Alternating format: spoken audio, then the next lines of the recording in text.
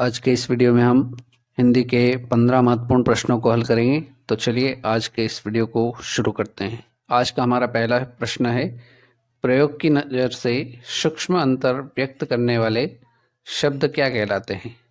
समानार्थक शब्द, विपरीतार्थक शब्द, प्रयोगात्मक शब्द या फिर अनेकार्थक शब्द। तो प्रयोग की नज़र से जिसमें सूक्ष्म अंतर व्यक्त होता है तो उन ऐसे शब्दों को कहा जाता है समानार्थक शब्द। ऑप्शन ए सही उत्तर रहेगा।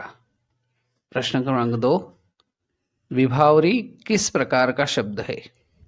हमें बताना है कि विभावरी किस प्रकार का शब्द है। तद्भव, संकर, तत्सम या देशज। तो विभावरी जो है वो तत्सम शब्द है। ऑप्शन स इसका बिल्कुल करेक्ट आंसर रहेगा। प्रश्न क्रमांक 3 देखते हैं। प्रश्न क्रमांक 3 है, निम्न विकल्पों में से तत्सम शब्द का चयन कीजिए। गोधूम, शहीद, पड़ोसी या बहू। तो हमें इनमें से बताना है कि तत्सम शब्द कौन सा है। तो गोधूम जो होगा वो तत्सम शब्द है। गोधूम जो होता है वो गेहूं का गेहूं क्या है? तद्भव है। और गोधूम क्या हो जाएगा? तत्सम हो जाएगा। एक और अपने को याद रखना है, गोबर। गोबर का क्या होता है? तो गोबर का होता है गोमय। गोमय, ये भी अपने को याद रखना है।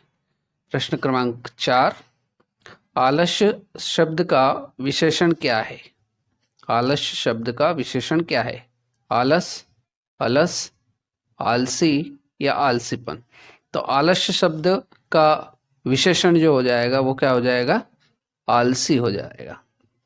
क्रमांक 5, प्रश्न क्रमांक 5 है, निम्न में से कौन स्वर नहीं है? ए, उ, अ और व। तो स्वर ये नहीं है, ये भी है, ये भी है, ये भी है। तो स्वरों की संख्या हिंदी में कितनी होती है? 11 होती है। ये भी अपने को याद रखना है। प्रश्न क्रमांक 6, प्रश्न क्रमांक 6 है, जिन शब्दों की उत्पत्ति का पता नहीं चलता है उन्हें क्या कहते हैं? तद्भव, संकर, तत्सम या देशज। तो जिन शब्दों की उत्पत्ति का पता नहीं चलता उनको कहा जाता है देशज। जैसे जैसे खिड़की, लोटा, लोटा, चिड़िया आदि ऐसे जो शब्द है जिनकी उत्पत्ति का पता नहीं चलता है तो ये सारे शब्द क्या हो जाएंगे? देशज कहलाएंगे। चलिए नेक्स्ट क्वेश्चन देखते हैं। क्वेश्चन नंबर 7, करपट का तद्भव रूप है? कपट, कारपेट, कपूर या कपड़ा। तो करपट का तद्भव रूप हो जाएगा कपड़ा। ऑप्शन द बिल्कुल करेक्ट आंसर रहेगा। प्रश्न क्रमांक 8, बुद्धिहीन शब्द व्याकरण की दृष्टि से किस संवर्ग में है? संज्ञा, सर्वनाम, विशेषण या क्रिया। तो बुद्धिहीन शब्द व्याकरण की दृष्टि से क्या हो जाएगा? विशेषण की संवर्ग में रहेगा। अब अपने को ये भी याद रखना है कि संज्ञा के प्रकार पूछ ली जाए तो संज्ञा कितने प्रकार की होती है? 3 प्रकार की होती है। संज्ञा के प्रकार कितने होते हैं? 3 प्रकार होते हैं। सर्वनाम कितने प्रकार के होते हैं? तो सर्वनाम 6 प्रकार के होते हैं। विशेषण कितने प्रकार के होते हैं? तो विशेषण 4 प्रकार के होते हैं। और क्रिया कितने प्रकार की होती है? तो क्रिया 2 प्रकार की होती है। ये भी अपने को अतिरिक्त जो जानकारी, ये प्रश्न भी परीक्षा में पूछे जा सकते हैं। चलिए प्रश्न क्रमांक 9, प्रश्न क्रमांक 9 है, चौराहा में कौन सा समास है?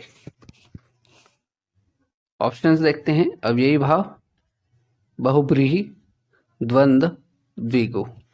तो यहाँ चौराहा मतलब क्या है? संख्यात्मक काय है। तो जिस शब्द में संख्या का उच्चारण होता है वहाँ क्या हो जाएगा, द्विगु समास हो जाएगा। ऑप्शन डी इस प्रश्न का सही उत्तर रहेगा। आगे बढ़ते हैं, प्रश्न क्रमांक 11। प्रश्न क्रमांक 10, प्रख्यात में प्रयुक्त उपसर्ग है। उपसर्ग क्या लगते हैं, शब्द के आगे लगते हैं। त, प्रख, आत या प्र, तो प्रख्यात में प्र उपसर्ग हो जाएगा। ऑप्शन द सही उत्तर रहेगा। चलिए आगे देखते हैं, प्रश्न क्रमांक 11। समास का शाब्दिक अर्थ होता है विस्तार, विग्रह, विच्छेद या संक्षेप। तो समास का शाब्दिक अर्थ होता है संक्षेप, और समास का विलोम जो होता है, समास का विलोम क्या होता है, समास का विलोम होता है व्यास। ये भी अपने को याद रखना है। चलिए प्रश्न क्रमांक 12। प्रश्न क्रमांक 12 है, चिरायु शब्द में प्रयुक्त उपसर्ग है ची, यू, आयु या चीर। तो हमें बताना है चिरायु शब्द में प्रयुक्त उपसर्ग। उपसर्ग क्या होता है, जो शब्द के आगे लगता है। तो चिरायु शब्द का यदि हम संधि विच्छेद करेंगे तो ये बनेगा चीर धन आयु। तो यहाँ आगे क्या आया है, उपसर्ग चीर, तो ऑप्शन द बिल्कुल करेक्ट उत्तर रहेगा। प्रश्न क्रमांक 13। प्रश्न क्रमांक 13 है, योग रूट शब्द कौन सा है। योग रूट शब्द कौन सा है। ऑप्शन देखते हैं, घुड़सवार, नाक, पीला, लंबोदर। तो योग रूट शब्द हमेशा याद रखना जो समास बहुब्रीहि समास का उदाहरण हो। बहुब्रीहि समास के जितने भी उदाहरण होंगे वो योग रूढ़ होंगे। और यौगिक में याद रखना है कि जिसका संधि विच्छेद हो जाए, जिसका संधि विच्छेद हो जाए वो शब्द क्या कहलाएंगे, यौगिक कहलाएंगे। और जो शब्द बहुब्रीहि समास के उदाहरण होंगे वो क्या हो जाएंगे, आपके योग रूढ़ हो जाएंगे। तो यहाँ घुड़सवार बहुब्रीहि समास का है क्या, नहीं है। नाक नहीं है, पीला नहीं है, लंबोदर ये क्या है, बहुब्रीहि समास का उदाहरण है। तो योग रूढ़ शब्द कौन सा है, तो ऑप्शन द हमारा बिल्कुल करेक्ट आंसर रहेगा। चलिए आगे देखते हैं, क्वेश्चन नंबर 14। रमणीय में कौन सा प्रत्यय है। अब यहाँ कौन सा आया है, प्रत्यय की बात हुई है। प्रत्यय कहाँ लगते हैं, शब्द के पीछे लगते हैं। तो ऑप्शंस देखते हैं, अनीय, रम, ई, णीय। तो रमणीय में प्रत्यय जो हो जाएगा वो हो जाएगा अनीय, न को ण पढ़ते हैं।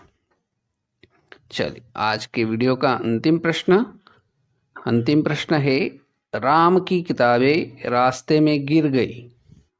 राम की किताबें रास्ते में गिर गई वाक्य में कौन सा कारक है। कर्ता कारक, कर्म कारक, अधिकरण कारक, संबंध कारक। तो यहाँ हमने अपने को आखिरी में देखना है, यहाँ लिखा हुआ है में, है ना। में या पर आ जाए तो हमारा जो रहेगा वो रहेगा क्या, अधिकरण। तो अधिकरण कारक क्या हो जाएगा, सही उत्तर हो जाएगा।